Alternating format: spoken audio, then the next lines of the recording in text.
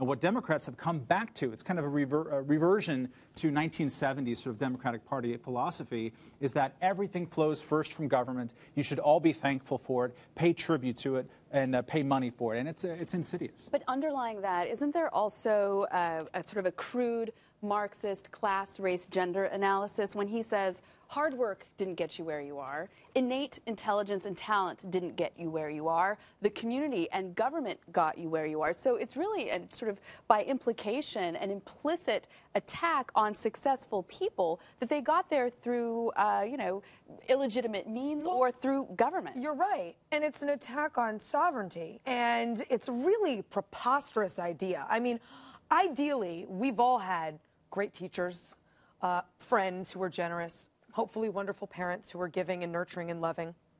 But if we had to sort of be indebted to the 6-year-old who gave us our lunch money one day, you know, for the rest of our lives, for that handout, that help, that step up, I mean, we'd never have control over anything we did. The whole idea of the American dream is that if you were stripped of all of those great things, great parents, great friends, maybe wonderful education, if you were stripped of all of that, you alone, by yourself, with some hard work, some ingenuity, some innovation, could make it.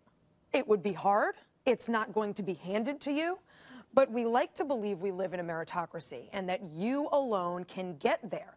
That's the American dream. Not that we've all been helped out, because everyone has been. But isn't he saying you Find me a can't person get there? who lives in a bubble. There's more than a whiff of statist demagoguery in both of the clips that we played. It's really pretty overwhelming, I think. But I have to say that from the Obama side of things, I'm kind of glad that he's coming out and saying this. This is actually the underpinnings of his entire philosophy laid bare. This leads you to a whole lot of other issues. Like, how could somebody think that raising taxes will increase the employment rate? How could anyone think that? Well, they think the state is responsible for everything. If you start from that nonsensical proposition, a lot of other things follow that explain his overall philosophy. So I think that, in sort of a strange way, President Obama has done a big favor to the opposition here in offering them up on a silver platter. This is where I come from on this. I don't believe there's such a thing as individual achievement. There's communal achievement. And that's how he views absolutely everything the government does top down. I also appreciate the honesty in this philosophy.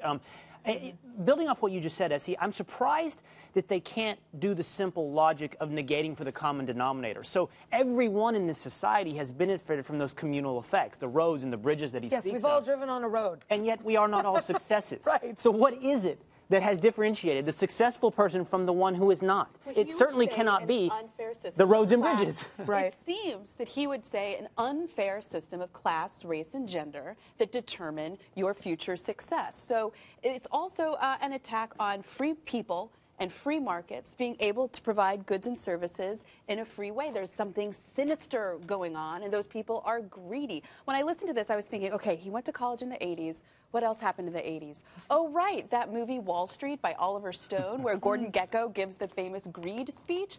And I wonder if that's basically as far as Obama got in understanding capitalism, that it's only sinister and driven by greed, and civic institutions and philanthropists and other people don't provide for the public good. Well, you know what else irritates me about the roads and bridges thing, because you always hear that, they always invoke that, is that when's the last time roads and bridges were built particularly well by Democratic or Republican administrations on any level? We don't build those things well because labor costs too much money, because we've tied hands with all kinds of legal restrictions. We're not even good at doing the things that we're supposed to be doing, let alone doing things that we're not supposed to be doing.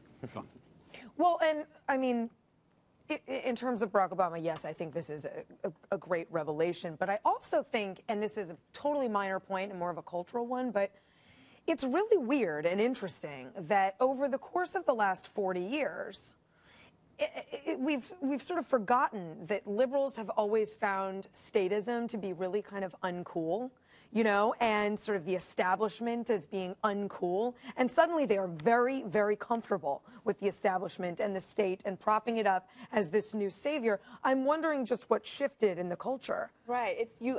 In listening to the speech, I wondered too. When is an Ed Rendell or some member of the Democratic Party going to stand athwart the party and yell, "Stop! Like, we can't go down this road"? What happened to revolution and rebellion? But also, what happened to just your classic liberal? I mean, this goes well beyond classic liberalism. And then it also seemed to me that it sort of explains of a piece Obama's embrace of crony capitalism, because how else do you get anything good going? The internet, the state determines everything anyway. But and the White House even attacking philanthropy. If you remember, the White House had a proposal to lower your tax deductions for philanthropy, because again, he believes it comes from the state. But as